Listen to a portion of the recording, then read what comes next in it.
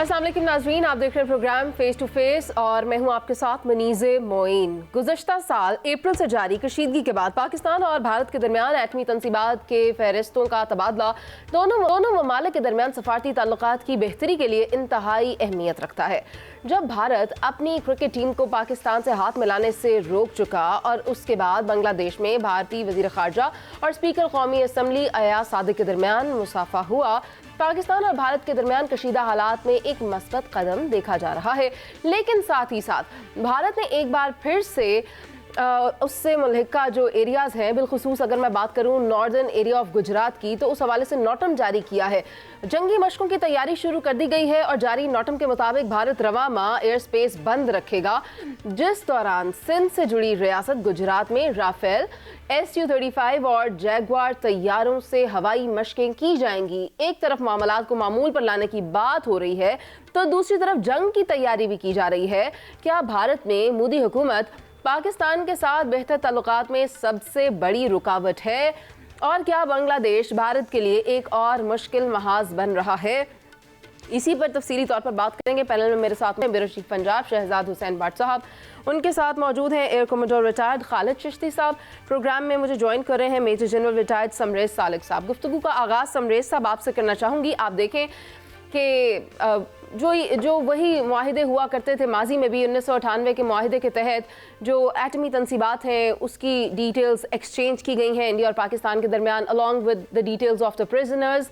साथ ही साथ आप देखें बांग्लादेश में ढाका में जो मुलाकात हुई है भारतीय वज़ीर ख़ारजा की अयाज सादिक से, उसको भी एक मस्बत कदम देखा जा रहा था। लेकिन अभी जो सूरत हाल वहाँ पैदा हो गई है, वहाँ की जो सियासी जमातें हैं, यूँ लगता है कि वो टिल्टेड हैं टुवर्ड्स पाकिस्तान। तो क्या भारत बांग्लादेश से भी नॉकआउट होने लगा है जैसे पाकिस्तान ने किया था? Thank you very much. आपने मुझे प्रोग्राम में मधु का इंडिया की जो कमबख्ती है वो ख़त्म नहीं हो रही।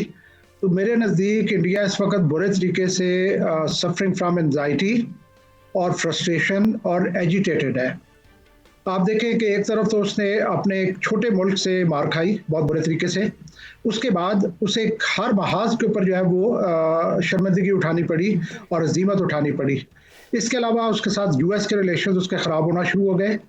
जो बांग्लादेश है वहाँ पे एक बहुत मेजर और मोन्यूमेंटल चेंज आई और हम देख रहे हैं कि इस वक्त इंडिया और बांग्लादेश की जो रिलेशनशिप है, where Bangladesh has been the mainstay for India ever since Bangladesh was created. और वहाँ पे जिस तरीके से गवर्नमेंट चेंज हुई, जिस तरीके से वहाँ पे एक रेवोल्यूशन आई, वो सारी की सारी जो है वो इंडिया के लिए एक नाइटमेयर बनती जा रही है। और इंडिया, एक तरफ इंडिया ने चाइना को हैंडल करना है, दूसरी तरफ पाकिस्तान को हैंडल करना है, तीसरी तरफ बांग्लादेश उसके लिए एक इट इज़ बिकमिंग ए सोर इन इट्स आई। और कंटिन्यूसली इनके रिलेशन जो है वो ख़राब हो रहे हैं।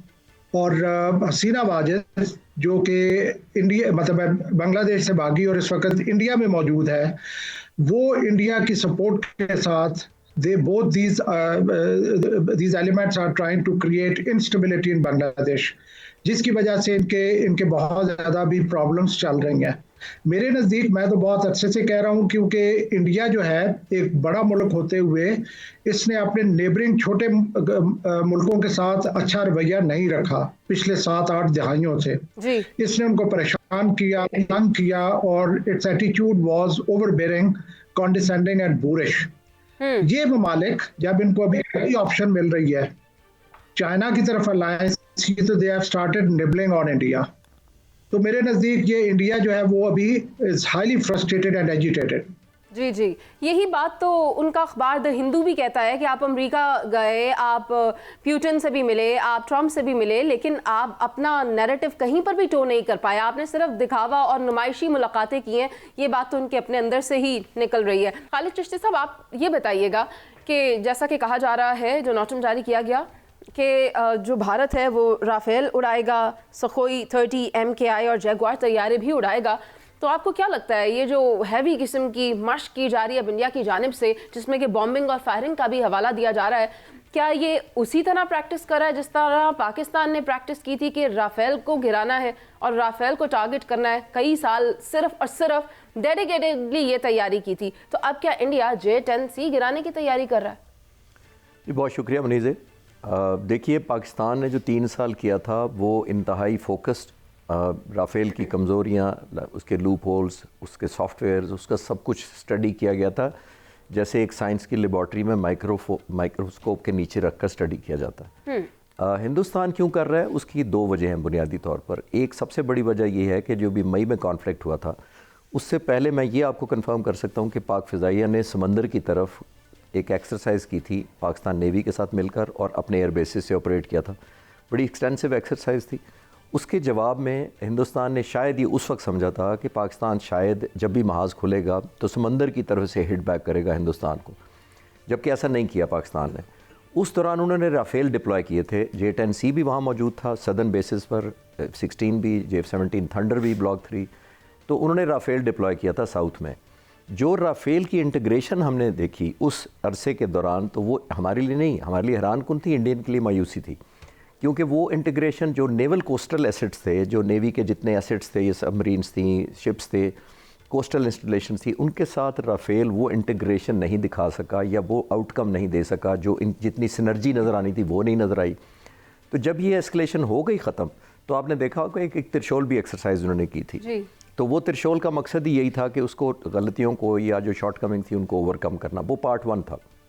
ये पार्ट 2 उन्होंने फिर ये किया है राजस्थान सेक्टर में और भुज एरिया में, और ये वही इलाका है जो मैं याद कराता चलूँ कि पाक फ़िज़ाइया ने यहीं पर भुज के इलाके में जहाँ ये एक्सरसाइज कर रहे हैं, यहीं पे एक S-400 को तबाह किया था, एक आदमपुर पर, एक भुज पर।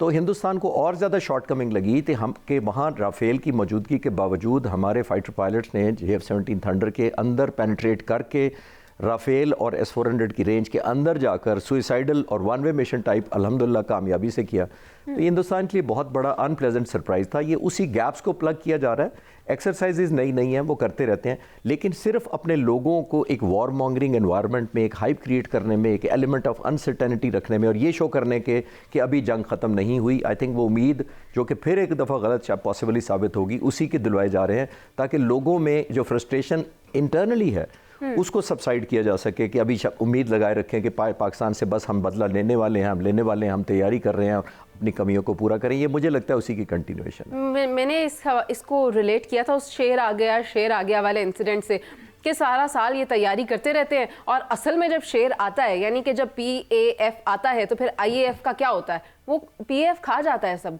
खा करके चला जाता है, और ये सिर्फ दंग रह जाते हैं, देखते रह जाते हैं कि हुआ क्या था।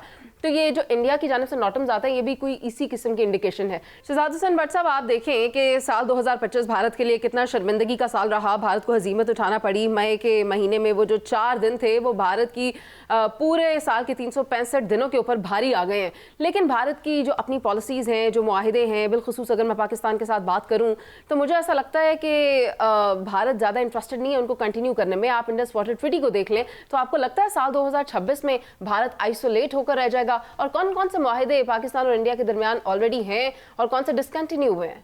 दुरुस्त फरमा रही हैं मुनीज़े मोइन साहबा। आप देखें, भारतीय वज़ीर ख़ारजा बांग्लादेश में मिलता है और गुड टू सी यू के मूड में वो सरदार याद सादिक साहब को कहता है कि जी मैं आपको जानता हूँ, फिर तस्वीरें भी उतरवाता है और चला जाता है। लेकिन उसको उस मौके पर ये याद नहीं है जो आप फरमा रही है, इंडस वाटर ट्रीटी का मुआहिदा यकतरफा तौर पर इन्होंने मुअत्तल कर रखा है, जो कि इंटरनेशनल लॉज के मुताबिक वो ऐसा नहीं कर सकते, मगर सिर्फ बदमाशी जो है, मोदी पागल जो है, वो बदमाशी लगाने पर उतरा हुआ है और अपनी एक नाकाम कोशिश कर रहा है।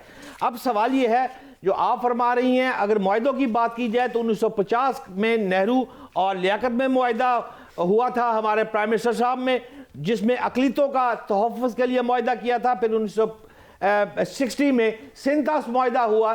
फिर तीसरा मुआहिदा हमारा 1972 में शिमला मुआहिदा हुआ। चौथा मुआहिदा हमारा मजहबी ज़ियारात का मुआहिदा है, और इसी तरह जौहरी तनसीबात और कैदियों के हवाले से भी हमारे काफ़ी सारे मुतालबे हैं। सवाल यहाँ पर यह है कि हम जो मुतालबा इस वक्त कर रहे हैं वो ये कह रहे हैं कि आपके और हमारे 6-7 से ज़ायद मुआहिदे मौजूद हैं जिन पर अमल दरामद हो रहा है, और हम अगर चाहें तो हम उन मुआहिदों को तोड़ भी सकते हैं। इसलिए पाकिस्तान ने उनको आखिरी वार्निंग दी है कि आप जो ज्यादती कर रहे हैं इंडस वाटर ट्रीटी पर, उससे बाज आ जाए। अब आप जरा गौर करें, जो मजहबी ज़ियारात वाली मैं बात कर रहा हूं, उसमें अगर हम गौर करें तो भारत से जो खालसा जन्म और बाबा गुरु नानक के हवाले से सिख यात्री आए हैं, उनकी तादाद 8,800 के लगभग वो अफराद पाकिस्तान में आए हैं और अपनी मजहबी रसूमात करके गए हैं। जबकि इसके बरक्स हमारे वहां पर सिर्फ 290 अफराद ने भारत का दौरा किया है, जिनमें हज़रत ख्वाजा मोइनुद्दीन चिश्ती के उर्स के लिए और अमीर खुसरो के उर्स के लिए हमारे अफराद गए हैं। इसी तरह सवाल ये है कि अगर हम गौर करें जो मुआहदा हमारा एटमी तनसीबात के हवाले से हुआ है, मेरे साथ खालिद चिश्ती साहब बैठे हुए हैं, ये मुझसे बहुत ज़्यादा समझते हैं कि एटमी तनसीबात पर कभी भी हमले जो है वो नहीं हुआ करते और इस सिलसिले में एक मुआहदा होता है और उसी मुआहदे की भी गुज़िश्ता रोज़ जो है इन्होंने एक्सचेंज की है, कैदियों के हवाले से एक दूसरे की लिस्टें फराहम की जाती है, जबकि बाकी सारी चीज़ें तो हो रही हैं। लेकिन अगर सिर्फ इंडस वाटर ट्रीटी पर ही बात को एतराज़ है तो ये ऐसी घिनौनी साजिश जो है ये पाकिस्तान नहीं मानने वाला। ये तस्वीरें तुरवा कर गुड टू सी यू कह के वजीर खारजा भारती जो है वो समझता कि हाथ मिला लेगा, इस तरह मामला नहीं चलेंगे। पाकिस्तान अल्हम्दुलिल्लाह इस वक्त इस पोजीशन में आ गया है कि अब उसको या तो बाकी मुआहदे भी फिर भारत को सिखाने हैं कि मुआहदे तोड़ते कैसे हैं और किसी पर कदगन कैसे लगाते हैं, या फिर अब भारत को अपनी अकल से ठीक करना होगा। लेकिन आखिरी बात मुनीज़, मैं यूँ ज़रूर कहूँगा, मेरी जो सहाफ़त है, मुझे जो नज़र आ रहा है, माफ़ी चाहता हूँ, पागल मोदी का लफ्ज़ कहने पे मुझे थोड़ा सा एतराज़ ज़रूर है, लेकिन ये पागल शख्स जो है ये भारत को तोड़ने में अब कोई कसर रख नहीं छोड़ेगा। मुझे लग रहा है कि आने वाले दिनों में ये शख्स जिस तरह मुआहदे तोड़ रहा है, जिस तरह इसके सफारती महाज पे फेल हो रहा है, इसने सारे महाज ओपन कर दिए हैं। बांग्लादेश, पाकिस्तान, हर शख्स से तो ये लड़ाई कर रहा है। लिहाजा हमने वार्निंग गुज़िश्ता रोज़ दे दी है और अगर अमल दरामद ना हुआ तो आने वाले दिन में अमल भी इंशाअल्लाह ताला खालिद चिश्ती साहब जहाज उड़ाकर इस दफ़ा खुद करेंगे। ठीक है भट्ट साहब, आपका पॉइंट आ गया है, लेकिन पाकिस्तान की खारजा पॉलिसी ने 2025 में एक नई शक्ल इख्तियार की और पाकिस्तान एक अहम मुस्लिम मिडिल पावर के तौर पर उभर कर सामने आया, जिसकी बुनियाद 3 नुमाया और नए अनासर पर थी। पाकिस्तान ने रवायती अस्करी महाज पर भारत के दावों को बेनकाब करते हुए मोदी को एक ऐसा खूनी नॉकआउट दिया जो 1962 में चीन के हाथों नेहरू को होने वाली जिल्लत की याद दिलाता है। दूसरा, पाकिस्तान ने अरब दुनिया में दोबारा नेट सिक्योरिटी प्रोवाइडर का किरदार बहाल किया, जिसका आगाज 50 बरस कबल जुल्फिकार अली भुट्टो ने किया था। और तीसरा, पाकिस्तान ने भारत के बरक्स ट्रंप को दुरुस्त तौर पर समझा और चीन के साथ स्ट्रेटेजिक ताल्लुक बरकरार रखते हुए व्हाइट हाउस मौसर सफारती रसाई कायम की। इन पेशरफ्तों के बाद पाकिस्तान के पास अब इतनी स्ट्रेटेजिक गुंजाइश मौजूद है कि वो जकार्ता से जद्दा तक का सफ़र खुद मुख्तार और आज़ाद खारजा पॉलिसी पर अमल कर सके। खैर, अभी एक ब्रेक पर चलते हैं, जिसके बाद वापस आएंगे और ईरान कौन सा सरप्राइज किसके लिए तैयार कर रहा है इस पर करेंगे तफसीली तौर पर बात। नाज़रीन, हमारे साथ मौजूद रहिएगा।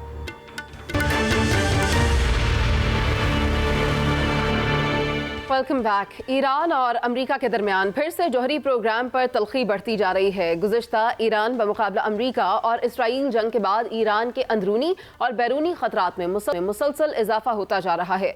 अमेरिका की जानिब से ईरान को फिर से हमलों की धमकियां दी जा रही हैं और जवाब में ईरान भी अमेरिका को इसराइल और उसके अरब इत्तेहादियों पर हमले की धमकियां भी दे रहा है।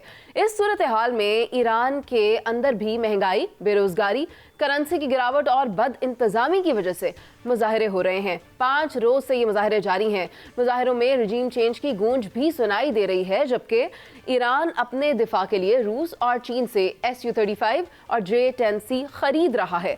अमेरिका और इसराइल को धमकाने के लिए तेहरान में सड़कों पर वसीओ अरीज बैनर्स लगाए गए हैं, जिसमें इसराइल और कतर की उन तंसीबात की तस्वीर आवेजा हैं जिन पर ईरान से हमला किया गया था। एक तरफ ईरान के अंदर एहतजाज और दूसरी तरफ ईरान, इसराइल और अमेरिका के दरमियान जौहरी तवानाई पर फिर से बिगड़ती हुई सूरत हाल। मिडल ईस्ट फिर से जंग का शिकार होने वाला है, क्योंकि अमेरिका तवील अरसे से इस बात पर जोर देता रहा है कि ईरान अपने यूरेनियम अफजूदगी के प्रोग्राम को मुकम्मल तौर पर बंद करे, मशरिक़ वस्ता में अपने मुसल्लह इत्तेहादियों की हिमायत ख़त्म करे और अपने बैलिस्टिक मिसाइल प्रोग्राम पर पाबंदियाँ कबूल करे। ताहम तेहरान ने इन मुतालबात को मुस्तरद कर दिया है। मैं सवाल लेकर जाना समरे सालिक साहब आपसे, आपकी जानिब आप मुझे बताएं कि एक जानिब हम देखते हैं कि जून में अमेरिका ने ईरान पर हमला किया, तो ये बात सामने आई कि अमेरिका ईरान में रिजीम चेंज करना चाहता है। रिजीम चेंज के बहुत नारे सुने गए और ये भी कहा जा रहा था कि रज़ा पहलवी को इक़्तिदार देना चाहते हैं, लेकिन अब वहाँ पर जो नारे लग रहे हैं जावेद शाह के नाम से, यानी शाह जिंदाबाद के नारे लग रहे हैं, तो ऐसे में आपको क्या लगता है, क्या अमेरिका और इजराइल एक बार फिर से यकजा हो गए हैं और अवाम के अंदर ये तासुर पाया जा रहा है कि रजीम एक बार फिर से ईरान में तब्दील की जाएगी? जैसे देखें, जून में जो इनका मार्का हुआ इजराइल और ईरान का, उसके जो इफेक्ट्स हैं वो अभी भी नजर आ रहे हैं। एक तो ये है कि ईरानियन करेंसी बहुत एक शार्प डिक्लाइन आया उसमें। आई वाज नोटिसिंग कि 1.45 million rial is equal to $1, और इसकी वजह से जो अवाम में मतलब मुश्किलात आ रही हैं उनके नॉर्मल लिविंग के लिए, उनको अपने अखराजात में, जिसकी वजह से ये प्रोटेस्ट शुरू हुए हैं। लेकिन इनको देखना ये होगा कि उस वक्त भी कोशिश की गई जंग के ज़रिए कि ईरान में एक रजीम चेंज लाई जाए, और मैं ये समझता हूँ कि पिछले 45 साल से ईरान ने मुख्तलिफ किस्म की एफर्ट्स का सामना किया है, जहाँ पे कि उनके साइंटिस्ट को एलिमिनेट करना, वहाँ पे रजीम चेंज की एफर्ट करना, और हर तरह से उन पर सैंक्शन लगी, हर तरह से उनको ट्रिपल किया गया ताकि वहाँ पे अपने इजराइल और अमेरिका अपने ऑब्जेक्टिव्स अचीव कर सकें। अब जबकि ये प्रोटेस्ट शुरू हैं, डेफिनेटली ये लिंक्ड है इजराइल और यूएस की ओवरऑल एफर्ट्स के साथ कि वो यहाँ पे एक तब्दीली चाहते हैं। और दूसरा जो आपने जिक्र किया है कि जो तेहरान में जो बैनर्स इमर्ज हुए हैं, जिसमें ईरान जो है वो क्लेम कर रहा है कि वो इजराइल को सरप्राइज देगा, जिसमें बेसिक यही था कि this can happen yet again, कि वो टारगेट्स जिनको ईरान ने लास्ट टाइम स्ट्राइक किया था, लाइक नाइफ्टेम एयर बेस या जो उनका है हैफा रिफाइनरी और कतर का जो बेस था वैदा बेस, तो उनके ऊपर दोबारा से स्ट्राइक हो सकती है। तो मेरे नज़दीक जब जंग इमिनेंट नज़र आएगी ईरान को, और जब ये प्रोटेस्ट भी रादर मैं समझता हूँ कि ईरान को इंसाइट कर सकते हैं कि इनको कंट्रोल करने के लिए कोई ऐसा मिलिट्री एक्शन हो कि जिससे ना सिर्फ वो प्रीएम्प्ट करे इजराइल और अमेरिकन एक्शन जो कि अभी इमिनेंट है, जो कि नजर आ रहा है, और बल्कि उससे ये होगा कि ये प्रोटेस्ट भी सबसाइड होंगे। ठीक है, जैसा कि बैनर्स पे लिखा हुआ है कि ये दोबारा होगा, और इसके साथ साथ जो स्पोक्स पर्सन है IRGC के, वो भी ये कहता है कि इन्हें पिछली बार जो हमला किया उससे सीख लेना चाहिए था। यानी इसका मतलब Iran is serious about the surprise और खरीदारी भी कर रहा है, SU-35 हो या J-10C हो, रॉकेट्स हो। लेकिन अगर मैं बात करूं इसराइल की तैयारियों की, तो इसराइल का रिस्पांस तो बहुत ही फ्लॉप रहा था एज कम्पेयर टू ईरान। तो खालिद चिश्ती साहब, आपको क्या लगता है कि ये जो कोलिजन अगर होगी तो फिर किस तरह की होगी? क्योंकि ईरान तो भरपूर तैयारी कर रहा है, आप देखें बड़े जंगी तैयारे खरीद रहा है, और माजी में भी आपने देखा कि इसराइल के भी हाथ खड़े हो गए थे कि जब ईरान ने ड्रोन्स फायर किए थे। देखिए मुनीज़ा, जिन जहाज़ों का आप जिक्र कर रही हैं ना, ये सिर्फ आने से ताकत किसी मुल्क नहीं बढ़ती। जैसे हम पाक फ़िज़ाइया के बारे में बातें करते आए हैं कि ये आपकी इंटीग्रेशन होती है, फिर आपकी ट्रेनिंग करती है, दूसरे जहाज़ों के साथ आपने दूसरे वेपन सिस्टम के साथ ऑर्केस्ट्रेट करना होता है जंग को, वन किल पिक्चर होती है, मल्टी डोमेन ऑपरेशंस की आपको प्रैक्टिस करनी होती है। अभी जहाज़ शायद आए भी नहीं है, और इस तरह की चीज़ें मेरा नहीं ख्याल इतने शॉर्ट टर्म पर ईरान की एयरफोर्स या ईरान की आर्म फोर्सेस इस तरह की हो जाएंगी कि वो जवाब दे सकें।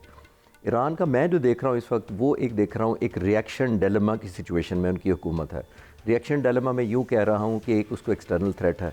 आपने देखा कि जून के से पहले भी इस तरह की छोटी मोटी अपराइजिंग और छोटे मोटे हड़ताल या इस तरह के मुजाहरे होते थे, लेकिन जब इजराइल ने हमला किया तो पूरी कौम यूनाइटेड हो गई अपनी लीडरशिप के पीछे। ख़ास तौर पर जब न्यूक्लियर साइंटिस्ट को एलिमिनेट किया गया तो कौम को अपनी तकलीफ़ महसूस हुई, और बहुत सारे जो रॉ के जो नेटवर्क पकड़े गए, जो मुसाद के पकड़े गए, तो उस कौम को एलिमेंट ऑफ इनसिक्योरिटी हुआ, और फिर निस्बतन पाकिस्तान की याद भी आई कि हम हमेशा से ये क्वेश्चन करते आए हैं उनको। उन्होंने रियलाइज़ किया कि पाकिस्तान एक ऐसा मुल्क है जो सिंसियर था। एक बात रिएक्शन डिलेमा मैंने इसलिए कहा है कि एक्सटर्नली इजराइल की थ्रेट है, अरब मुल्कों से वो वाले रिलेशन नहीं है जो होने चाहिए थे, और इंटरनली जैसे जनरल सबरेज कह रहे थे कि इतना डॉलर एक्सपेंसिव हो गया है, 1.45 मिलियन वर्सेस उनकी करेंसी चली गई है, बाइंग पावर ना होने के बराबर है। इन्फ्लेशन उनकी ऑलमोस्ट कोई 70% इन दिनों में बढ़ी है, जो कि बहुत ज़्यादा है इन्फ्लेशन किसी भी मुल्क के लिए। परचेज़ पावर जब नहीं रहती, रोज़मर्रा की जो ज़रूरियात पूरी नहीं होती, तो एक एलिमेंट ऑफ फ्रस्ट्रेशन आता है। तो ये गवर्नमेंट एक तरफ ये चाहेगी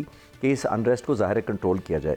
अनरेस्ट को दो कंट्रोल करने के तरीके हो सकते हैं। एक तरीका ये हो सकता है कि ज़ाहिर चीज़ें सस्ती हों, इन्फ्लेशन कंट्रोल किया जाए, इकॉनमी बेहतर की जाए, लेकिन उसमें मसला ये है कि इनके तेल पर पाबंदी है, एक्सपोर्ट पर पाबंदी है, ट्रेड नहीं कर सकते। दूसरा तरीका ये होता है कौम को मुतहद करने का कि एक इनसिक्योरिटी पैदा की जाए, चाहे वो फॉल्स हो चाहे वो रियलिस्टिक हो।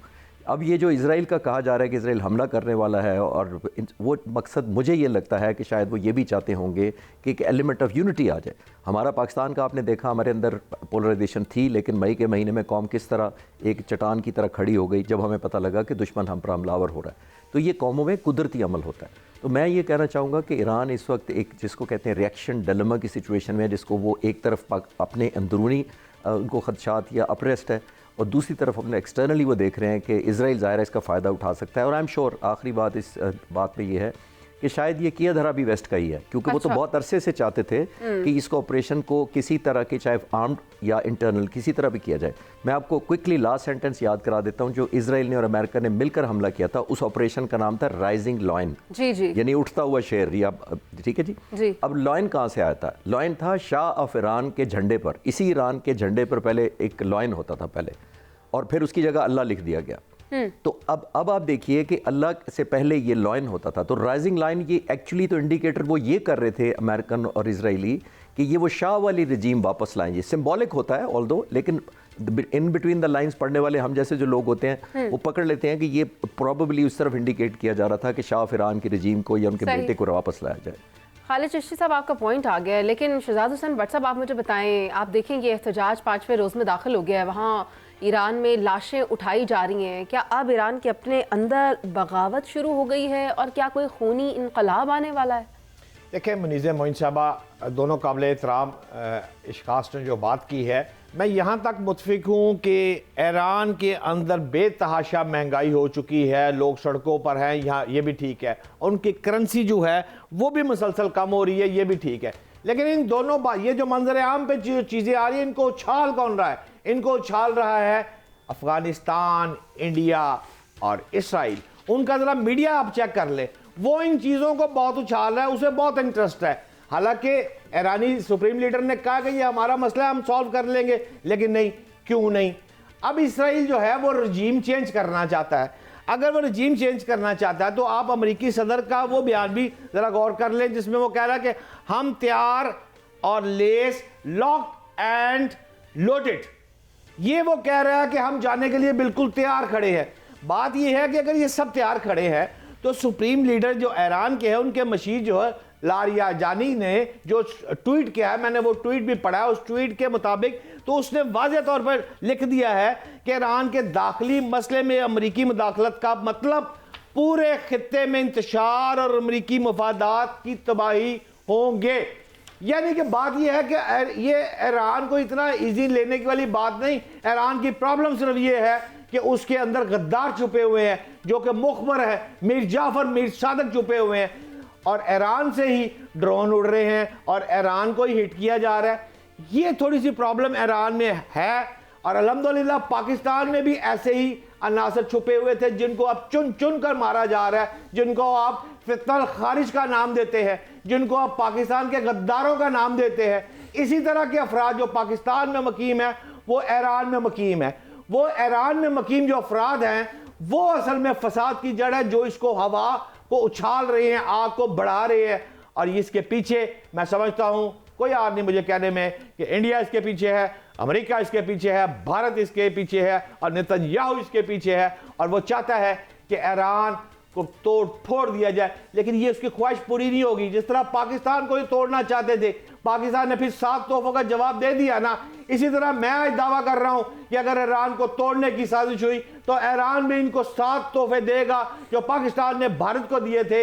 इसी तरह ईरान भी इनको तोहफे देगा। ईरान को इतना ईजी न ले, और मेरा ख्याल है पाकिस्तान के मफाद में भी ये बात जाती है कि ईरान महफूज रहे। हमारी तो आ गई, अफगानिस्तान की तरफ से, भारत की तरफ से बॉर्डर खुले हुए हैं, और ईरान की तरफ से हमें ताज़ा हवा का खुशगवार झोंका आया है। हालांकि पहले ईरान भी भारत की तरफ झुक रहा था, लेकिन बिल आखिर उसको समझ आ गई, बांग्लादेश को भी समझ आ गई।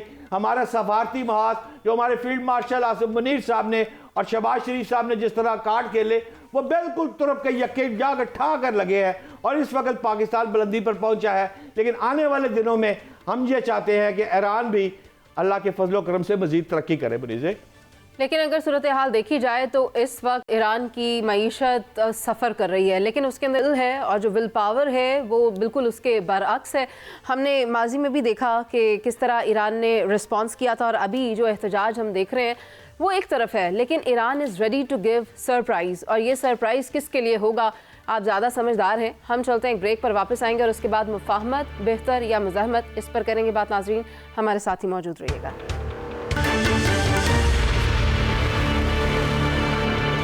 वेलकम बैक नाज़रीन। तहरीक इंसाफ एक तरफ मुज़ाहमत चाहती है तो दूसरी तरफ मुफाहमत भी, लेकिन सुहेल अफरीदी की जानिब से स्ट्रीट मूवमेंट का ऐलान हो चुका है। 9 जनवरी से सुहेल अफरीदी सिंध के अवाम को एहतजाज के लिए तैयारी करने के लिए निकालेंगे, जबकि हुकूमत और तहरीक तहफ़्फ़ुज़ आईन पाकिस्तान मुज़ाकरात के लिए तैयार है, लेकिन अभी तक कोई ठोस इक़दाम नज़र नहीं आ रहे। जबकि राना सनाउल्लाह कहते हैं कि 5 बड़ों के मिल बैठने तक ब्रेक थ्रू नहीं होगा, लेकिन तहरीक इंसाफ मुसलसल ये मुतालबा कर रही है कि रहनुमाओं को जेल में कैद बानी तहरीक इंसाफ से मुलाकात करवाई जाए और नया साल और सुहेल अफरीदी तहरीक इंसाफ को मुज़ाहमत के जरिए मुफाहमत या फिर रिहाई दिलवा सकते हैं। सुहेल अफरीदी की अभी तक तो मुलाकात नहीं हो सकी है जब से उन्होंने ये चार्ज संभाला है अली अमीन गंडापुर के बाद। इसी पर बात करेंगे। पैनल में मेरे साथ मौजूद हैं फैसल साहब। तो गुफ्तगू का आगाज़ में फैसल साहब आपसे ही कर लेती हूँ।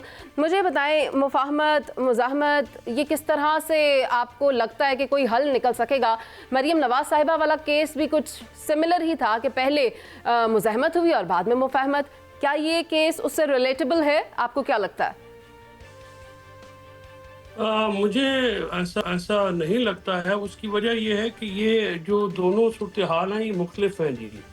जो मरियम नवाज शरीफ साहब के दौर की पॉलिटिक्स थी वो डिफरेंट थी, उसमें इस्टेब्लिशमेंट और तरह की थी। अब जो इस्टेब्लिशमेंट है वो डिफरेंट बिहेव कर रहे हैं। अब ये कहना कि हम प्रेशराइज करके हुकूमत को घुटनों पे लेके आ सकते हैं, मेरे ख्याल में ये ऑप्शन पिछली नवंबर में आजमाई जा चुकी है। अब मज़ीद शायद इसकी गुंजाइश ना हो तो सियासी रास्ता अपनाना ही एक जो है वो साई बात होगी, कोई अक्लमंदाना बात तो वही होगी कि आप सियासी रास्ता अपनाएं। और ये जो मुज़ाहमत है वो उसके कोई आसार या हालात इस वक्त नहीं है। बनने में तो कल भी बन सकते हैं, साल में ना बने वो तो एक अलग बात है। लेकिन इस वक्त अगर आप ये कहें कि स्ट्रीट मूवमेंट शुरू हो जाएगी, यानी अडयाला के बाहर भी अगर आप 10-12 हज़ार बंदा इकट्ठा हो जाए तो फिर आपको ज़रूरत नहीं है मुज़ाकरात की, लेकिन आप नहीं इकट्ठा कर पा रहे हैं तो ये एक हकीकत है। तो सियासत है, ख्वाहिशात से ज़्यादा तो हकीकत पे की जाती है ना जी। तो हक़ाइक़ ऐसे अभी तो मुझे नज़र नहीं आ रहे। तो आपको लगता है कि पावर शो हो सकता है, सुहेल अफरीदी कामयाब हो सकते हैं नंबर ऑफ पीपल गैदर करने के लिए? देखिए, सुहेल अफरीदी को अल्टीमेटली तो अगर एंगेजमेंट ना हुई तो फिर तो ये करना ही पड़ेगा, लेकिन ये तो फिर उस वक्त के हालात देखेंगे ना जी कि कोई कर पाएंगे कि नहीं। मेरा जो आज का अगर आप हालात देखें तो देखें दोनों तरफ कन्फ्यूजन है। हुकूमत में वज़ीर आज़म जब मुज़ाकरात की बात करते हैं तो उनके वज़रा आके डिफरेंट बयान देते हैं, यानी उनको बाईपास करते हैं। और इसी तरह तहरीक तहफ़्फ़ुज़ आईन पाकिस्तान का और स्टांस है और पीटीआई के लोगों का और स्टांस है। ये जो कन्फ्यूजन है ये भी जो है वो सियासी तौर पे जो है वो कोई सर्व नहीं करती। यानी अगर मुज़ाकरात करने हैं तो फिर आपने मुज़ाकरात करने हैं, अगर आप मज़ामत करेंगे तो फिर आप मज़ामत करेंगे। ये दुरुस्त है कि नॉर्मली होता है कि दोनों पार्टियों में 2 किस्म के लोग रखे जाते हैं, डव्स रखे जाते हैं और हॉक्स होते हैं जो कि अपनी अपनी ओपिनियन रखते हैं, लेकिन पार्टी जब डिसाइड कर लेती है। तो जब ये तहरीक तहफ़्फ़ुज़ आईन पाकिस्तान ने, मेरी बात भी हुई उनके कुछ काबरीन से, तो मैंने उनसे ये कहा कि आपकी ये जो कन्फ्यूजन है ये आपके लिए ज़्यादा डेंजरस है। ज़्यादा हुकूमत की तो कन्फ्यूजन इसलिए मैटर ज़्यादा नहीं करेगी कि वो तो वही करेंगे जो अल्टीमेटली शहबाज शरीफ साहब जो है वो करेंगे। वो कैबिनेट में उन्होंने बात की है तो वो मोहतात आदमी है, ऐसे बगैर पूछे तो बात नहीं की होगी उन्होंने। फैसल साहब, एक तो इंतहाई अहम बात राना सनाउल्लाह साहब की जानिब से भी सामने आई है। वो कहते हैं कि मसाइल का हल हो सकता है अगर 5 बड़े मिलकर बैठ जाएं, और उन 5 बड़ों में से 4 तो उन्होंने नॉमिनेट भी कर दिए हैं। तो आपने भी वो फहरिस्त देखी होगी। वो 5वीं शख्सियत कौन सी है जिसका नाम सीगा राज में रखा जा रहा है? ये शहजाद भट्ट साहब आपको बताएंगे। शहजाद भट्ट साहब। शहजाद भट्ट साहब जी मुझसे सवाल करिए मुनीज़े। फैसल साहब, आप सुन पा रहे हैं उन्हें? वो आपकी तरफ लाए हैं बात को। हाँ, बात मुनीज़े ये है कि सबसे पहली बात तो ये है कि इस वक्त जो पीटीआई है वो सहारा ले रही है कि मुज़ाहमत करे और मुफाहमत भी करे। ये दो चीज़ें मुतज़ाद चीज़ें हैं। सवाल यहाँ पर यह है कि इस वक्त जो मैं फैसल की इस बात से तो एग्री हूँ कि मुज़ाहमत से इमरान खान की रिहाई जो है वो इस वक्त मुमकिन हमें नज़र नहीं आ रही, ये साफ बात है। अच्छा, फवाद चौधरी समेत दीगर दर्जनों अफराद जो हैं वो मुफाहमत की जो बात कर रहे हैं, पॉजिटिव बात कर रहे हैं, टेबल पर बैठ कर बात करने की जो बात कर रहे हैं, रास्ता वहीं से निकलना है। एक तो ये बात है। दूसरी बात ये है कि जो सीधी बात राना सनाउल्लाह ने की है, फैसल भाई ने अभी भी फरमाया है, फिर राना सनाउल्लाह ने कहा है कि जी 5 बंदे बैठे हैं तो 5 बड़ों की बैठक में बैठ के बात होगी।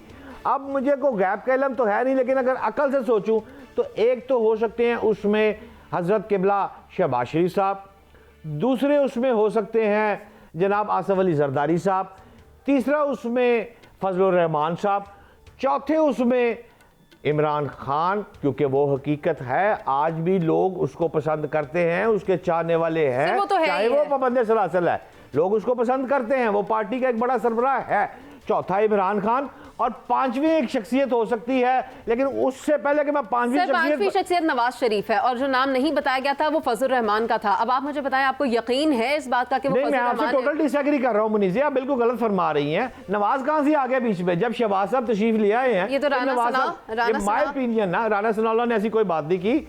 अब बात ये है, चलो 5वां अंपायर खड़ा कर लांगे। हाँ, ये मैं आपसे आने लगा था, 5वां भाईजान आप अंपायर खड़ा कर लेंगे, तो जब 5वां अंपायर कहता है कि मैंने नहीं खड़ा होना, तो फिर क्या होएगा फैसल भाई? सर असल जो भट्ट साहब आपने जिस तरफ तो जो दिलाई है ना, मसला ये है कि राना साहब की बात तो दुरुस्त है कि 5-6 लोग बैठ जाएं तो बात हो जाए, लेकिन ये 5 बैठेंगे कब? अभी तो माहौल इस तरह का है कि पीटीआई के अंदर से भी लोग एक दूसरे को की शक्ल नहीं देखते। आप देखते हैं वहाँ पे बहुत ज़्यादा जो है वो सिलसिला जो इस किस्म का है कि वो उल्टा पुल्टा है, यानी कोई किसी का मशरक़ की तरफ मुंह है, किसी का मगरिब की तरफ मुंह है। अब ये जो एफर्ट की है नेशनल डायलॉग कमेटी ने, फवाद साहब ने, इमरान इस्माइल साहब ने, महमूद मौलवी समेत मैं भी उसमें जो सजू में लगा हुआ हूँ, बाकी लोग भी, तो कि कम से कम आप बैठ के चाय के कप के ऊपर आप एक आपस में गुफ्तगू तो कर लें, ताकि जो गुफ्तगू आप कर रहे हैं एक दूसरे के साथ वहीं से रास्ता निकलना है। रास्ता तो मुज़ाकरा, जो पॉलिटिकल जमातें होती हैं उसमें तो मुज़ाकरात तैयार होते हैं, उसके अलावा तो कोई और चीज़ हो नहीं सकती। और ये बात आपको जो है बावर कराना है, जिस तरह से इमरान खान साहब की मुश्किलात में जो अडेला के बाहर जो लगता है हर हफ्ते एक मेला या जो भी आप उसको कह लें, उसका फ़ायदा तो इमरान खान साहब की ज़ात को नहीं हो रहा ना जी। वो तो उल्टा उनकी एक्सेस भी रुक गई है, उनकी गुफ्तगू और पैगाम भी आना बाहर रुक गया है। तो सियासत में जज्बात का तो कोई ज़्यादा अमल दखल होता नहीं है। सही, अगर आप उसमें कोई फहम फरासत से काम करेंगे। कलामी की माजरत चाहता हूँ फैसल भाई, जो आप फरमा रहे हैं दूसरी पार्टी का मौकफ है कि अगर इन अफराद जिनके आपने नाम लिए, मौलवी साहब और फवाद भाई का नाम भी आपने लिया है, उन अफराद के साथ अगर बैठा जाए तो इनकी बात कंसेंसस अगर एक जगह पे हो गई तो इमरान खान तो फिर नहीं मानेगा, तो बैठने का फायदा क्या फिर? आपकी राय? सर इसी वजह से हमने उनको ये कहा है, देखिए कि आप बैठने से पहले बैठने का माहौल भी तो बनाते हैं ना। बट साहब, अगर 2 फ्रीकैन की लड़ाई हो तो तीसरा फ्रीक जो कि दोनों को काबिल कबूल हो वही बैठाता है ना अपने घर पे कि जी आप इधर बैठ के मेरे पास बैठ के बात कर लें। इस वक्त तो सूरत हाल ये है कि इमरान खान साहब को मनाने के लिए हमने इसीलिए कहा है कि अडयाला के टेम्परेचर बड़ा हाई है, वहाँ पे गुफ्तगू नहीं हो सकती। ना इमरान खान साहब ट्रस्ट करने को तैयार है, ना इमरान खान साहब पे कोई ट्रस्ट करने को तैयार है।